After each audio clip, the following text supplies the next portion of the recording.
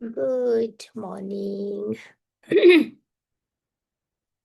सो आज बाबा हम बच्चों को बहुत ईश्वरीय नशा चढ़ा रहा है। देखो दुनिया में भी कोई आत्माएं नशा करती है, कैसे पता चलता है? उसके नैन चैन से पता चल जाता है कि इसने बहुत पिया हुआ है। तो ऐसे इस ईश्वरीय जीवन में भी कोई नशा करता है, स्पिरिचुअल नशा, रूहानी नशा करता है, तो उसके नैन चैन से ही पता चलता है कि ये बाबा की एक विशेष न्यारी प्यारी आत्मा है। भक्ति मार्ग में भी आपने देखा होगा, जो प्रभु प्रेमी आत्माएं होती है ना, उनकी अवस्था से, उनके नैन चैन से पता चल जाता है कि ये भगवान की प्यारी आत्माएं हैं। तो ऐसे आज बाबा हम बच्चों को बहुत नशा चढ़ा रहा है। नशा सोचो कब चढ़ता है, चाहे हद का नशा हो चाहे बेहद का नशा हो, कब चढ़ता है? तो दुनिया में भी नशा चढ़ाने के लिए क्या करते हैं? बार बार वो पीते रहते हैं। उसकी जो क्वांटिटी होती है बढ़ाते हैं।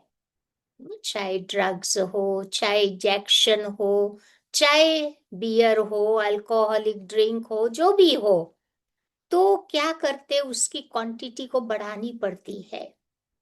शुरुआत आधा ग्लास से करेंगे, फिर 3/4 ग्लास करेंगे, फिर पूरा ग्लास करेंगे। तो जितनी क्वांटिटी हमारी बढ़ती जाएगी वो नशा चढ़ता है। ऐसे बाबा भी हम बच्चों को कहते हैं कि रोज सवेरे सवेरे बाबा की मुरली सुनने के बाद जितना ज्यादा थ्रू आउट द डे हमारा चिंतन होगा, उस पर हमारा मनन होगा, उस पर हमारा अध्ययन होगा, जितना साइलेंस में जाएंगे, एकाग्रता को अपनाएंगे, अंतर्मुखी बन करके ये 3 काम करने हैं। ज्यादा मनन चिंतन करे और अध्ययन करे, तो फिर बाबा कहते वो स्पिरिचुअल रूहानी नशा आत्मा को चढ़ता रहेगा। फिर बाबा कहते हैं कि दुनिया में नशा चढ़ाने के लिए फ्रीक्वेंसी को बढ़ाते हैं, यानी बार बार उसको पीते हैं।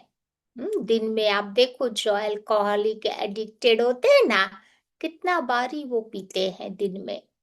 जो ड्रग्स के आदती बन जाते हैं, कितना बारी वो लेते हैं। तो जितना उसकी फ्रीक्वेंसी को हम बढ़ाएंगे, बार बार लेंगे, तो नशा चढ़ेगा। तो बाबा भी तो हम बच्चों को यही तो कहते हैं ना कि सुबह सुबह बाबा की मुरली हम लोगों ने सुन ली, ये तो एक रॉ मटेरियल था। लेकिन थ्रू आउट द डे क्या करना है?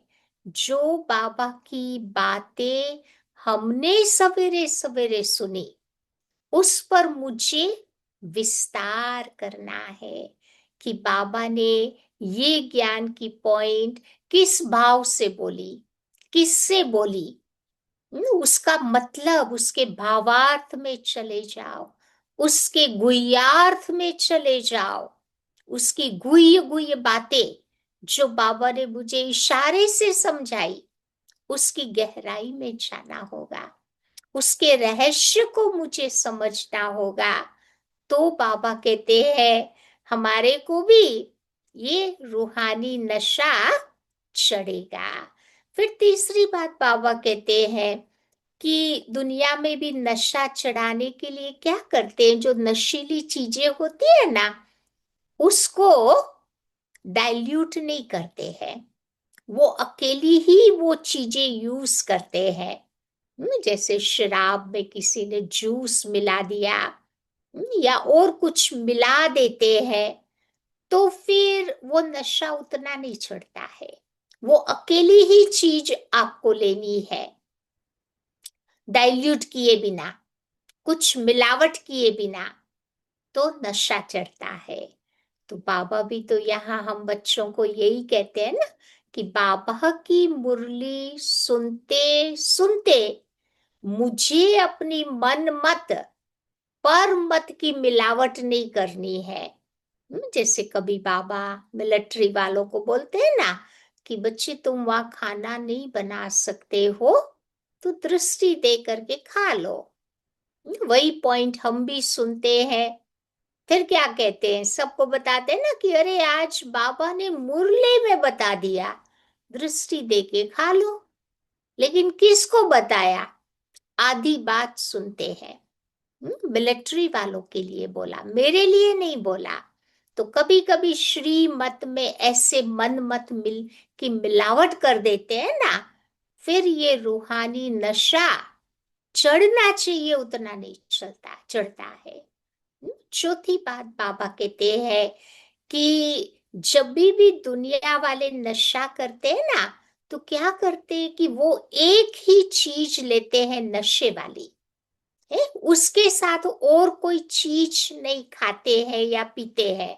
जैसे किसी ने ड्रग्स का इंजेक्शन ले लिया, फिर उसके बाद जूस पी लिया या कुछ खाना खा लिया, तो क्या होगा, वो नशे की ताकत कमती हो जाएगी, उसकी जो असर होनी चाहिए वो नहीं होगी।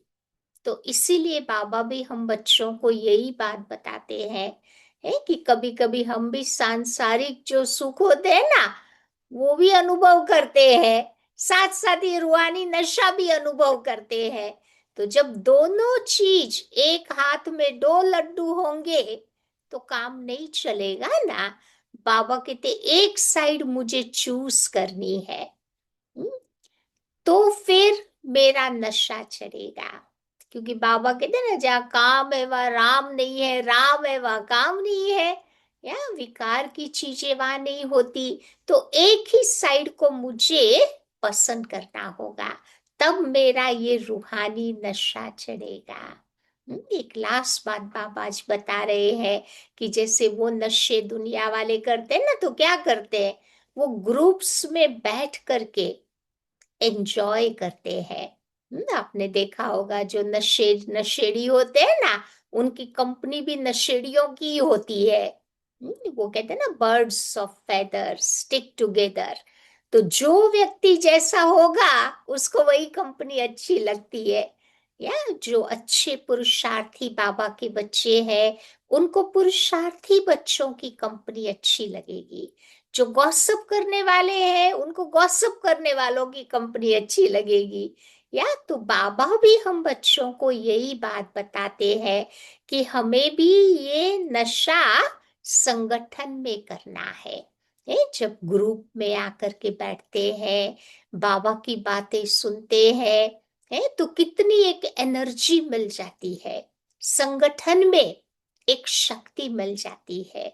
गैदरिंग में नशा ज्यादा चढ़ता है।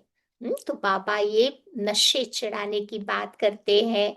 और जिनको ऐसा नशा चढ़ा हुआ होता है, उनके जीवन में कौन से लक्षण दिखाई देंगे? तो बाबा कहते उनमें निश्चय बहुत होगा। वो लोग बेफिक्र बादशाह बन के रहेंगे। इनके जीवन में कोई वरी नहीं होगी, कोई चिंता नहीं होगी। फिर ऐसे बाबा के बच्चे सदा एक रस बन करके रहेंगे।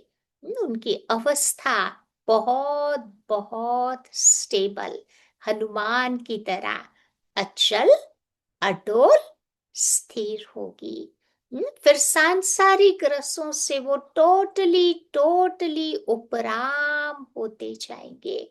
दुनिया के सुखों में उनकी आंख कभी नहीं डूबेगी।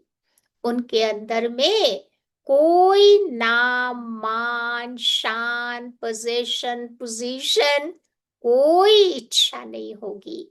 इच्छा मात्र अविद्या की उनकी स्थिति होगी। फिर बाबा कहते हैं उनके अंदर में परम तृप्ति का एक अनुभव होगा, इनर सेटिस्फैक्शन कि मुझे मेरे जीवन में जो चाहिए था बाबा से मुझे मिल गया। और कहाँ उनकी मन की आंख नहीं जाएगी। फिर बाबा कहते उनके चलन और चेहरे में बड़ी दिव्यता दिखाई देगी, रूहानियत दिखाई देगी, और हर परिस्थिति में भी उस एक बाबा के प्रति कृतज्ञता का भाव होगा। कि जो चीज मेरे जीवन में घटित हो रही है उससे वो लेसन पढ़ने वाला होगा, क्वेश्चन मार्क करने वाला नहीं होगा, क्यों क्या करने वाला नहीं होगा, फुल स्टॉप लगा के आगे बढ़ने वाला होगा। तो ऐसे बच्चे जिनको ये रूहानी नशा चढ़ा हुआ रहता है, बाबा आज ऐसे बच्चों को बहुत प्यार कर रहे हैं, बहुत प्यार से याद भी कर रहे हैं। ओम शांति। आइए सुनते हैं आज की बाबा की मुरली है 16 सितंबर। बाबा कहते